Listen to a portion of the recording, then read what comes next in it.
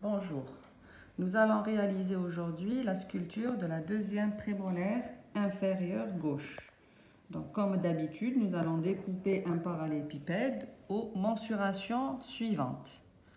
Hauteur totale 65 mm, hauteur coronaire 24 mm, diamètre mésodistal 22 mm et diamètre vestibiolingual 26 mm. Voici donc le parallélépipède prédécoupé aux mensurations que l'on a données tout à l'heure. On va nommer les faces, comme d'habitude, en fonction des diamètres mésodistal et vestibiolingual. Donc, le diamètre vestibiolingual est de 26 mm, il est donc plus important, c'est-à-dire que les faces proximales, mésiales et distales, sont plus larges que les faces vestibulaires et linguales. Nous allons à présent commencer par reproduire le tracé de la face vestibulaire.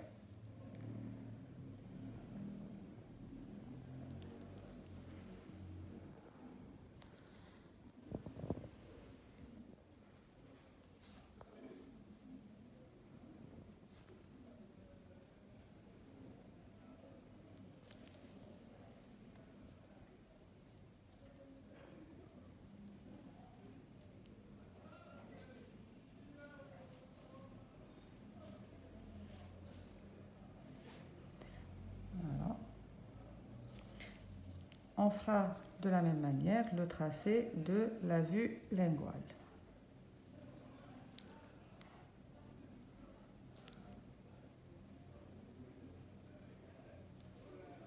Alors, on reproduira pour le bord libre le bord le plus long, c'est-à-dire ça c'est le bord vestibulaire, étant donné que le bord lingual il est festonné en deux lobes. Donc, on reproduit celui uniquement de la face vestibulaire.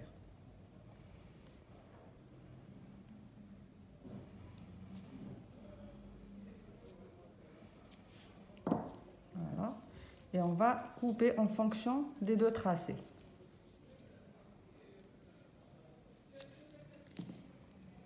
Toujours en prenant la précaution de laisser 1 mm de plus pour les finitions.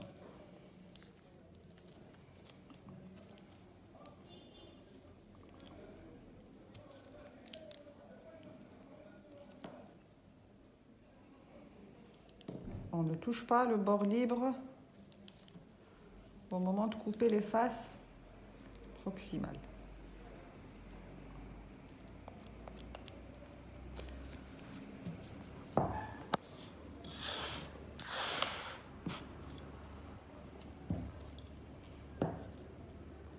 Je reprends ma hauteur coronaire.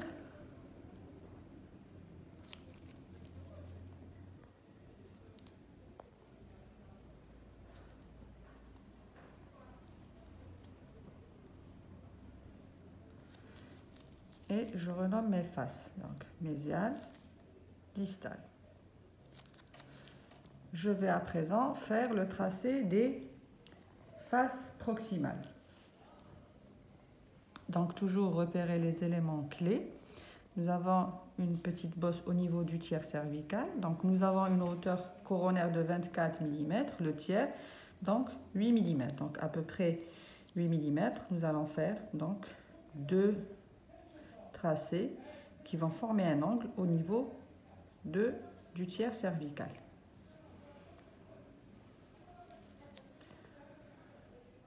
La face linguale étant convexe avec une bosse située au quart supérieur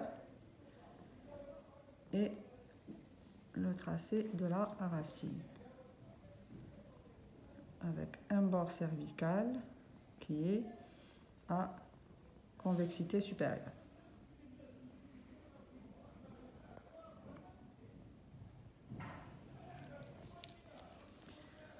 On essaie de garder les mêmes repères pour plus de symétrie. Et on va faire la même chose pour la face distale.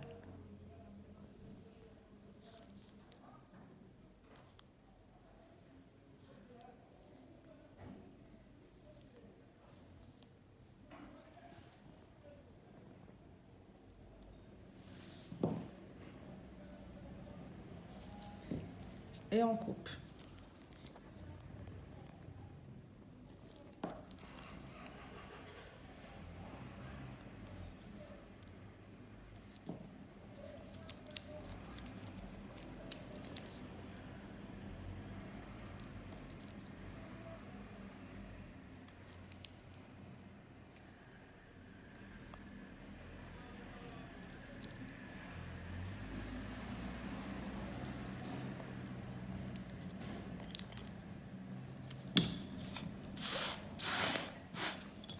Donc, nous avons fait les 4 faces, vestibulaire, linguale, proximale, mésiale et distale. On termine avec la vue occlusale.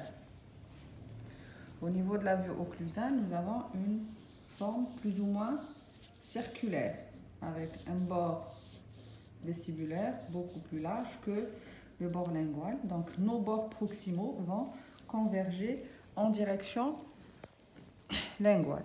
Donc, je vais tracer 2 petites lignes obliques au niveau des faces proximales et je vais couper en biseau en direction linguale.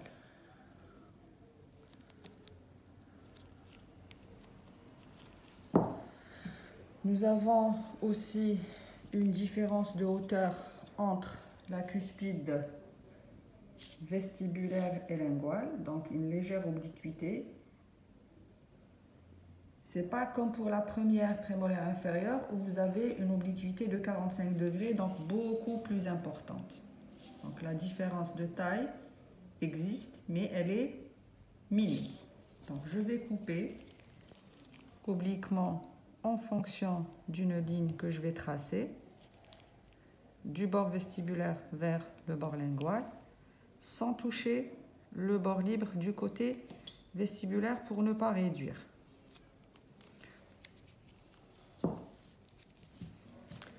Je vais tracer à présent le bord libre en forme de V, la pointe, déportée du côté mésial et je coupe le long de la face occlusale.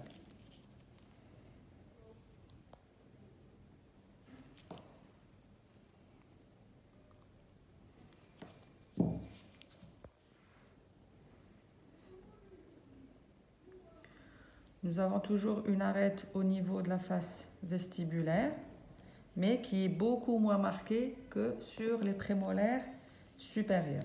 Donc je trace une ligne aussi qui fait suite à la pointe et je vais couper à partir du tiers cervical légèrement en biseau pour donner justement cet aspect arrondi de la face vestibulaire. Et voici donc ma vue occlusale.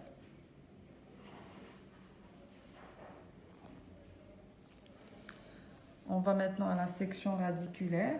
C'est une monoradiculée, donc une seule racine avec une section ovalaire aplatie dans le sens mésio-distal.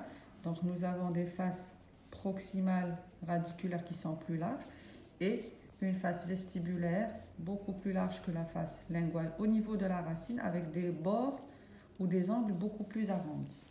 Donc je vais diminuer au niveau de la racine du côté lingual pour avoir cette section ovalaire avec un bord vestibulaire plus large que le bord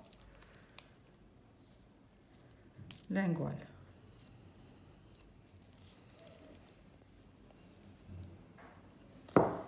Et voici donc un bord lingual qui est plus étroit que le bord vestibulaire.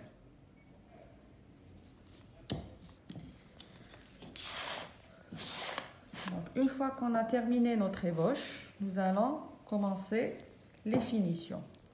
Toujours, on commence par le collet. Donc, on trace le collet en fonction de la hauteur coronaire.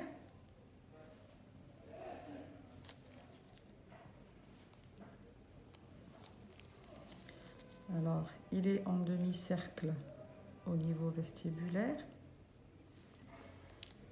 Il est plus ou moins concave à concavité supérieure au niveau des faces proximales. il est toujours en demi-cercle, mais à ce moment-là, il arrive au même niveau que la face vestibulaire du côté lingual. Il rejoint l'autre face proximale, toujours avec une convexité supérieure. Et on va commencer à travailler le collet, toujours aux dépens de la racine. Ça nous permet d'arrondir les angles, d'affiner celle-ci en direction apicale et de faire les finitions de ma racine en même temps qu'on est en train de travailler notre collet.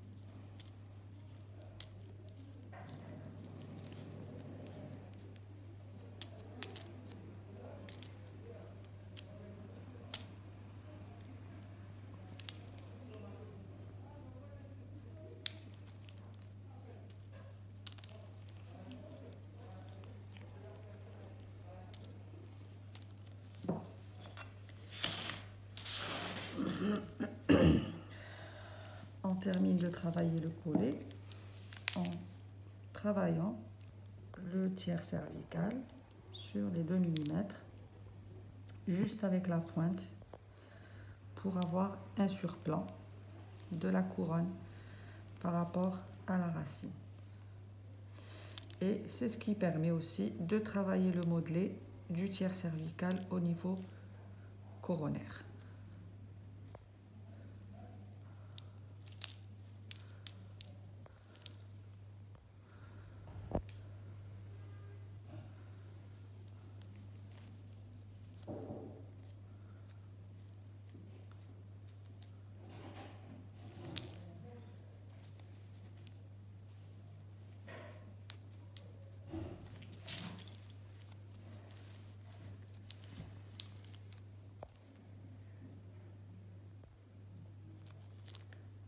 Une fois qu'on a terminé de travailler le collet, nous allons entamer le modelé pour chaque face.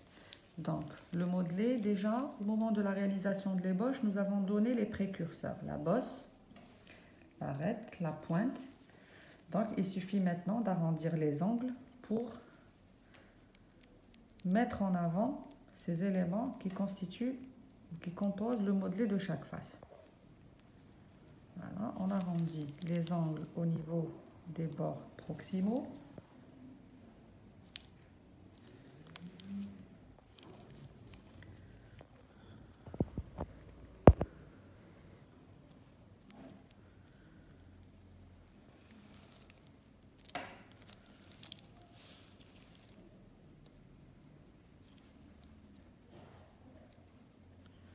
Et on va arrondir un petit peu plus la bosse.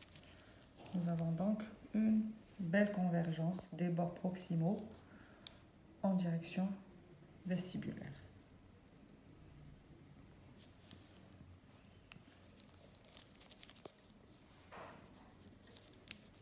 On va faire la même chose pour la face linguale. Donc il suffit d'arrondir les bords proximaux de la face linguale. Beaucoup plus dans le sens horizontal, parce que la bosse, elle n'est pas très marquée, elle est située au quart supérieur. Et bien, on va travailler dans le sens vertical au niveau du quart supérieur pour avoir un petit bombé situé plus haut du côté lingual que sur le côté vestibulaire.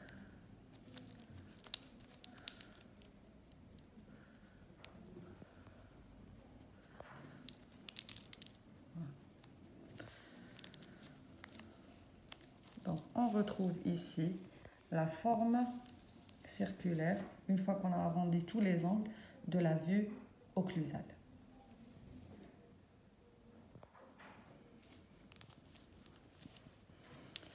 Le fait de travailler les bords proximaux de la face vestibulaire et de la face linguale, le modelé de la face proximale est automatiquement travaillé. Ça retentit directement sur le modelé des faces proximales. Donc à présent, il nous reste à faire la face occlusale. Alors la particularité de la deuxième prémolaire inférieure, c'est qu'on peut avoir une prémolaire à 3 cuspides. Donc une cuspide vestibulaire et 2 cuspides linguales. La cuspide vestibulaire est plus importante, elle fait le double en volume de la cuspide, des 2 cuspides linguales. Et pour les cuspides linguales, nous avons un petit sillon lingual qui va les diviser en deux et qui est déporté du côté distal.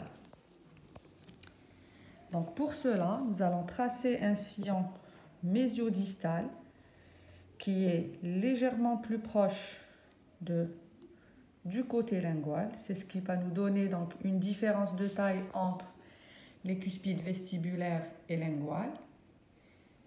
Et on va tracer un autre sillon lingual qui va diviser la partie linguale en 2 cuspides, une mésiolinguale et l'autre distolinguale, sachant que la cuspide mésiolinguale est plus importante. Donc la cuspide mésiolinguale est plus importante que la cuspide distolinguale. Vestibulaire, plus importante, mésiolinguale, sillon lingual et cuspide distolinguale. Donc le principe pour réaliser les cuspides ou pour sculpter les cuspides est le même que pour les autres prémolaires. Donc à partir de l'arête, nous allons faire des coups de couteau en biseau en direction de la crête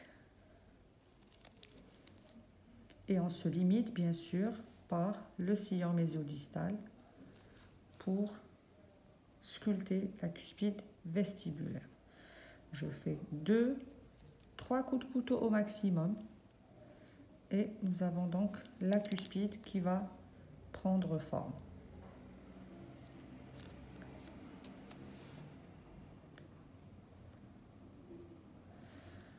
Je fais la même chose pour les 2 cuspides linguales. Je trace une arête cuspidienne pour chaque cuspide et à partir de là, je travaille mes pans cuspidiens de part et d'autre de cette arête et je me limite par le sillon lingual qui va lui séparer les 2 cuspides linguales.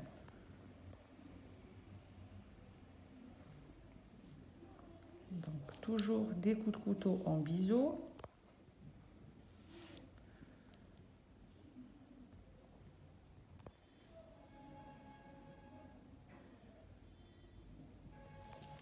Et je fais la même chose pour la petite cuspide distale.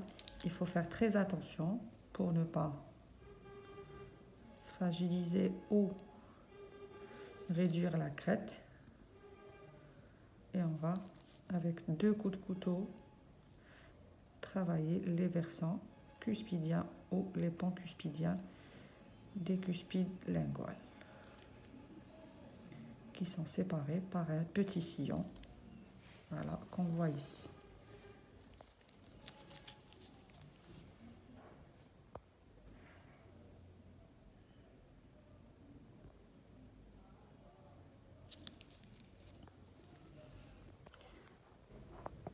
Il suffit d'arrondir un petit peu les angles et les sommets des cuspides pour bien marquer les sillons intercuspidiens.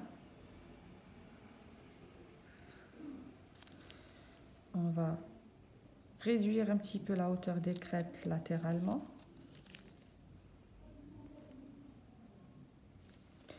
Et on va dégager les fossettes pour qu'elle soit bien visible.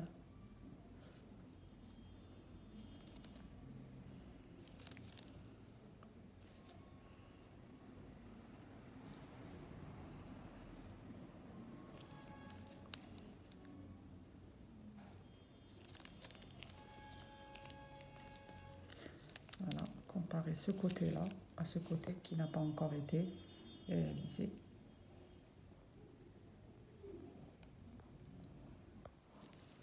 Donc, je dégage ma fossette latéralement. Voilà.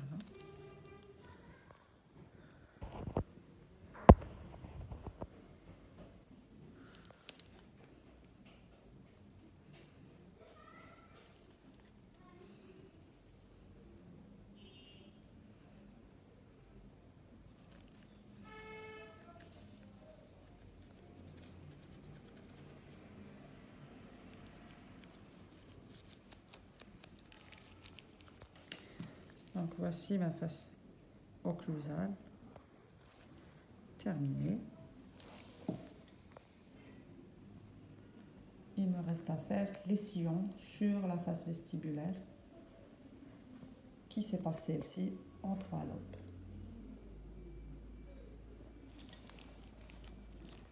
Toujours le lobe le plus important est celui qui comprend la pointe du V.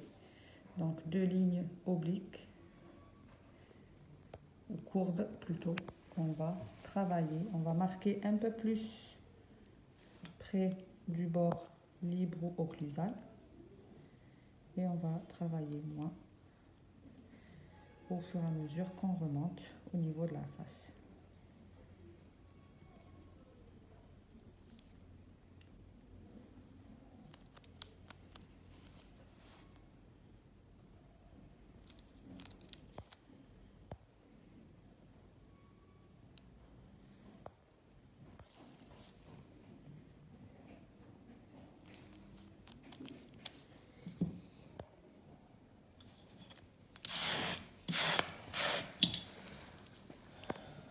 Nous allons maintenant faire le lustrage et la finition pour avoir un bon état de surface. Et on va éliminer toutes les traces de couteau.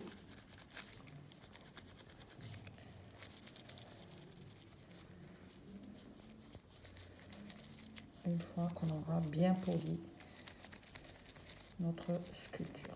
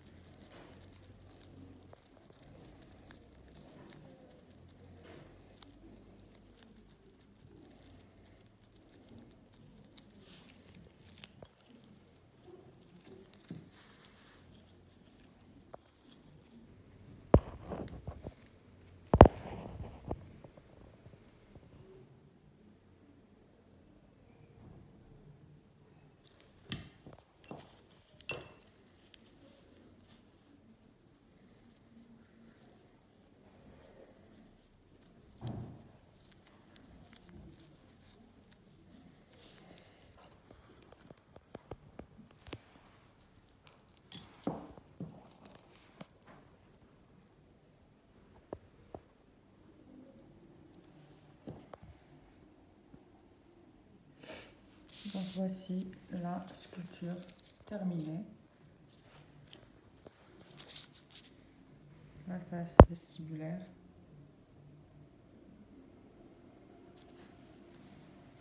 La face proximale mésiale.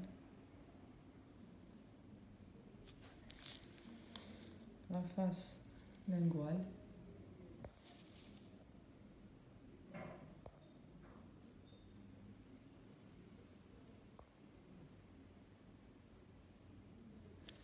et la face distale.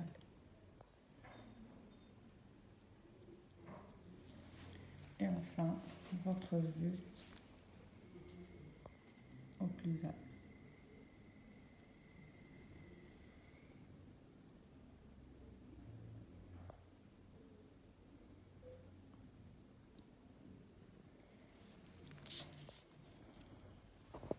Je vous remercie.